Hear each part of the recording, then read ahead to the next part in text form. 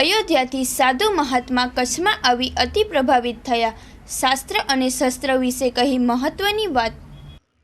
નમસ્કાર મિત્રો, મહાસાપરા ન્યૂઝમાં આપનું સ્વાગત છે. ભારતીય સંસ્કૃતિ વિશ્વની સૌથી જૂની સંસ્કૃતિ કહેવામાં આવે છે અને એના જે મૂળમાં જે છે એ સાધુ સમાજ જે છે એ આપણી સંસ્કૃતિને બચાવી રાખી છે. શસ્ત્ર અને શાસ્ત્ર એ બંને જે છે એમના હાથમાં આવે છે. ત્યારે અયોધ્યાથી ખાસ કરીને આ જે છે જોગીડાની ટોળી આવી છે કચ્છમાં, ત્યારે આપણે એક મોકો મળ્યો છે દર્શન કરવાનો અને તપસ્યાને લઈને ખાસ કરીને कई रीते यहाँ जैसे साधु समाज, हिंदी में बात करेंगे अभी तो हमारी संस्कृति और हमारे शास्त्र, कभी ज़रूर पड़े तो शस्त्र उठाने पड़ते हैं, ज़रूर पड़े तो शास्त्र उठाने पड़ते हैं. तो ये साधु समाज ये जो है हमारी भारतीय संस्कृति को आज भी टिकाए रखे हैं. तो आज हम अयोध्या से कच्छ की यात्रा पे आए हुए सब साधु संतों को नमन करते हैं और कच्छ में कितने दिन रहे, कैसा लगा और कच्छ की धर्मपरायणता और लोगों के बारे में क्या आपका संदेश है और यहाँ से फिर कहाँ प्रस्थान करने वाले हैं, तो हम साधु समाज के जो है प्रणाम करके बात शुरू करते हैं. सर्वप्रथम आपका परिचय दीजिए, फिर कितने दिनों से कच्छ में है अभी? श्री अयोध्या जी अखिल भारत श्री पंच तेरह भय त्यागी खालसा का मैं मानता हूँ. वहाँ बड़ा आश्रम है हमारा और उसमें आश्रम से लगभग 10,000 साधु हैं. पूरे देश में उसका शाखा है. हम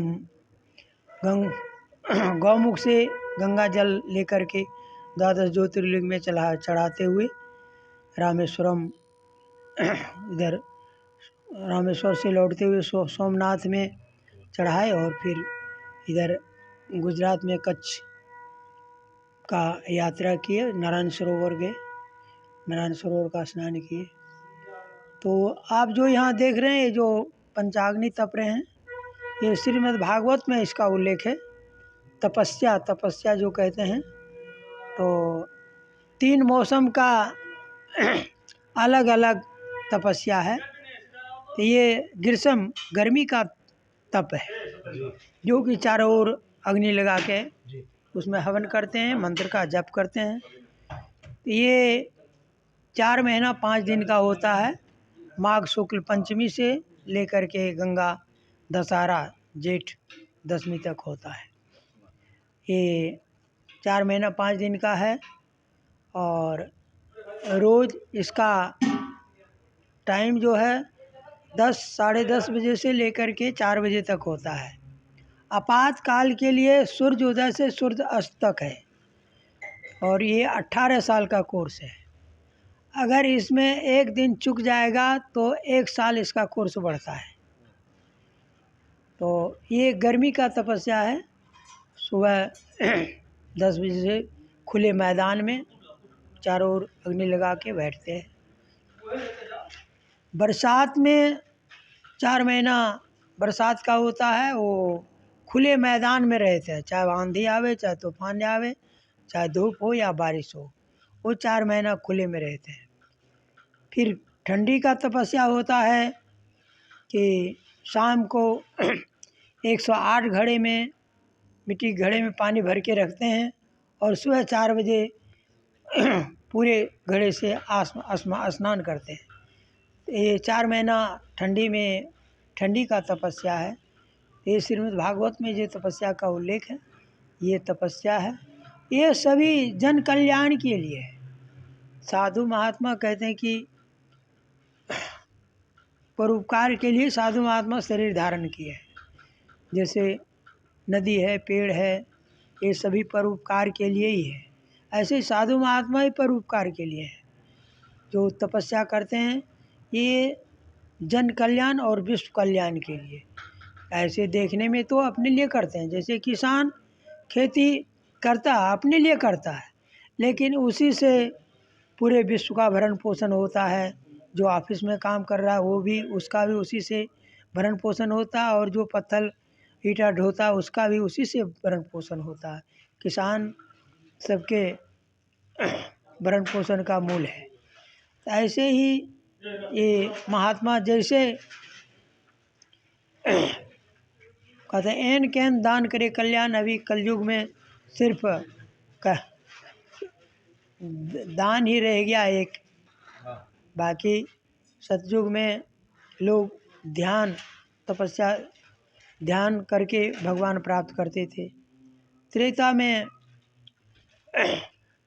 जग हवन करके करते थे और द्वापर में भगवान का पूजन करके भगवत प्राप्ति करते थे। तो अभी हवन पूजन और ये सभी हो तो रहे हैं, लेकिन उससे जो प्रत्यक्ष भगवान प्रकट हो जाते थे वो नहीं हो सकता है। क्यों कि समान हवन की सामग्री, मन एकाग्र, वो नहीं हो सकता है समय के अनुकूल।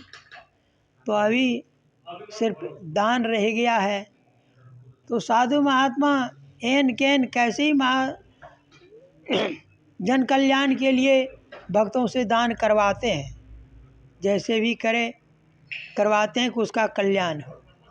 तो साधु महात्मा विश्व कल्याण के लिए हैं।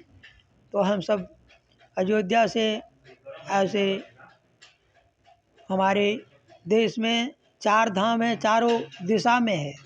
उत्तर में बद्रीनाथ, गंगोत्री, जम्बोत्री, केदारनाथ, पूरब में जगन्नाथपुरी, गंगा सागर, और दक्षिण में कन्याकुमारी, रामेश्वरम और भी अन्य तीर्थ हैं। पश्चिम में द्वारकापुरी, सोमनाथ, नारायण सरोवर, ये चारों दिशा में है। तो और 12 ज्योतिर्लिंग इस बीच में है। तो ठाकुर जी की कृपा से हम सब ये सभी पैदल भी यात्रा किए हैं, सभी तीर्थों का। ऐसे कैलाश मानसरोवर से लेकर के समुद्र के किनारे तक सभी पैदल यात्रा की है। महात्मा जी, कच्छ का हमारा हिस्ट्री है। जब कच्छ पे आक्रमण हुआ था तो हमारे यहाँ पर एक किला है भुजिया, जब आप आए थे तो एक कोठे पे साधु समाज ने डट के सामना किया था। तो जब भी जरूर पड़ती है तो शास्त्र भी उठाते हैं, शस्त्र भी उठाते हैं। तो संस्कृति के बचाने के लिए आप क्या संदेश देंगे आज के हमारे लोगों को, हमारे भारत के सब भारतवर्ष को? साधु महात्मा तो हर प्रकार से धर्म की रक्षा के लिए है ही हैं। अगर साधु महात्मा नहीं होते आज हिंदू रहता ही नहीं, क्योंकि यहाँ 1000 साल तक मुसलमानों ने राज किया। तो वो मैंने हर प्रकार से उसने हर प्रकार से कोशिश किया कि हिंदू धर्म को मिटा दें।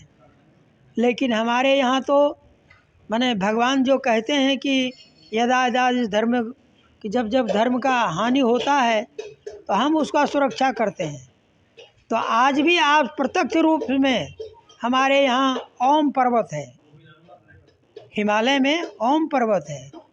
तो बर्फ़ों से ओम लिखा हुआ है, बर्फ़ से ओम लिखा हुआ आप ये मोबाइल के माध्यम से आप देख सकते हैं। तो उस जो उसका ओम का जो जगह बनावट है वो 1 किलोमीटर चौड़ा है और 1.5 किलोमीटर लंबाई में है। उसको कोई मिटाना चाहे तो कैसे मिटा सकता है? चाहे कोई धर्म विधर्मी हो वो कैसे मिटा सकता है? जैसे हमारे यहाँ प्रत्यक्ष में भगवान अमरनाथ भगवान का स्वरूप बर्फ से बनता है हर साल और सब लोगों को दर्शन देते हैं। उसको क्या मानेंगे आप सब? प्रत्यक्ष भगवान को मानेंगे कि नहीं? तो जब हमारे यहाँ सभी भगवान देवता सभी प्रत्यक्ष हैं, अभी भी सबको दर्शन देते हैं भगवान। हम कैलाश मानसरोवर की यात्रा में गए थे तो वहाँ ऐसी जगह है कैलाश की परिक्रमा में कि हर पग पर आधा पत्थर पर बर्फ़ जमा हुआ है, आधा खाली जगह है। वहाँ पहुँचने पर बड़ा मुश्किल से पहुँचते हैं और वहाँ रात नहीं रुक सकते, रुकने की कोई जगह नहीं है, उतरना ही पड़ता है। इसलिए वहाँ चढ़ने की जगह है तो 10 से 12 बजे तक चढ़ना शुरू करते हैं और वहाँ 4-5 बजे तक पहुँच करके उतर लेते हैं। तो एक बार हम 15-16 महात्मा थे तो 3 महात्मा ऐसे चले, टाइम से तो चले, लेकिन 3 महात्मा ये बिल्कुल चल ही नहीं पा रहे थे। तो उस समय उनको उस जगह पर आते आते हम सब पहले पहुंच गए। तो हमने भोलेनाथ से प्रार्थना किए कि भोलेनाथ अब इनका सुरक्षा करना, यहाँ तो और दूसरा कोई है ही नहीं, आप ही हैं, अब आप कलंक से बचाना, साधु का जीवन का रक्षा करना। हम सब तो उतर गए, लेकिन वो 3 महात्मा जब उस जगह आए तो एक पुलिस के भेष में आया और उनसे बोला कि अब आप उतर नहीं सकते अंधेरे में, यहाँ गुफा है, रुको। जबकि कि वहाँ गुफा है नहीं, गुफा वहाँ है नहीं। तो तीनों को गुफा में रुकाए। मानो पुलिस की आदमी वहाँ हो तो फिर भी वो हिंदी कैसे बोलेगा? वो तो उधर का भाषा, वो तो हिंदी जानते ही नहीं। तो उसको आप क्या मानेंगे? प्रत्यक्ष भगवान का दर्शन मानेंगे कि नहीं? और सुबह जब वो आगे नीचे उतर के हम रास्ते पर सभी लोग रुके थे, तो वो जब आए तो उनको ऐसे हम सब देखे कि उनको जरा भी थका नहीं, सब थका उसका दूर हो गया और वहाँ ठंडी जरा भी नहीं लगा। इसके बाद ये सन 2003-4 की बात है। बाद में हम फिर 18 में जत्थे के साथ में गए थे, तो हमको लगा कि वहाँ तो गुफा है ही नहीं। तो वहाँ हम 12-1 बजे पहुँच करके गुफा का तलाश किया, गुफा है ही नहीं तो गुफा कहाँ मिलेगा। तो हमने कहा भोलेनाथ उनको दर्शन दिया। और तो ऐसे अभी भी जगह जगह पर सबको भगवान दर्शन देते हैं, इसलिए भगवान के भरोसा करके और धर्म की राह पर चलना चाहिए। यही हमारा संदेश है कि इसीलिए जगह जगह मंदिर क्यों बनता है कि लोगों को अपने कार्यक्रम से जरा भी फुर्सत नहीं होता। कहते हैं जब तक रहेगी ज़िंदगी फुर्सत ना होगी काम से, थोड़ा समय निकालो प्रेम कर लो राम से। तो मंदिर बनते हैं, फिर मंदिर का शिखर बनता है। तो कहते हैं कि जो पूजा करने की फल मिलता है, शिखर के दर्शन मात्र से वही फल मिलता है। इसीलिए शिखर ऊंचा बनाते हैं कि कोई अपना घर में काम करते, खेत में काम करते हुए और रास्ता से निकले, शिखर का दर्शन होने से ही उसको पूजा का फल मिल जाता है। इसीलिए शिखर बना है, इसीलिए शिखर बनाते हैं ऊंचा। अब राम मंदिर अयोध्या में बन रहा है, तो हमारा संदेश है कि सभी लोग उसका पहले भी और पूरा होने पर अवश्य दर्शन करेंगे। जय श्री राम, जय श्री राम, जय श्री राम। બહુ સરસ વાત કરી મિત્રો। આજે 14 તારીખ એટલે આપણે જે બાપુએ વાત કરી કે અનેક આક્રમણો થયા, પશ્ચિમનું આક્રમણ થયું, અંગ્રેજો આવ્યા, મોગલો આવ્યા, પણ ભારતીય સંસ્કૃતિને કોઈ ડગાવી નથી શક્યું। એટલે આજે 14 તારીખ વેલેન્ટાઇન ડે જે છે આપણો દિવસ નથી। અને જેમ મહાત્માજીએ વાત કરી કે રામથી પ્રેમ કરવાનો છે અને આ પ્રેમ કરી અને તમારા જીવનને જે છે પાવક બનાવવાનું છે। ખૂબ खुशी हुई कि आप यहाँ पर पधारे और लेरी हनुमान जी पे हमें भी खुशी होती है कि ऐसे कुछ महात्मा के हमारे दर्शन हो जाते हैं। तो अमारा माध्यमથી આજે તમને દર્શન થયા છે। આપ જરૂર જણાવશો કે આ તમને કેવું લાગ્યું છે। કરણ વાઘેલા સાથે જયમલસિંહ જાડેજા, મા ન્યૂઝ, લેરી હનુમાન, કુકમા, કચ્છ।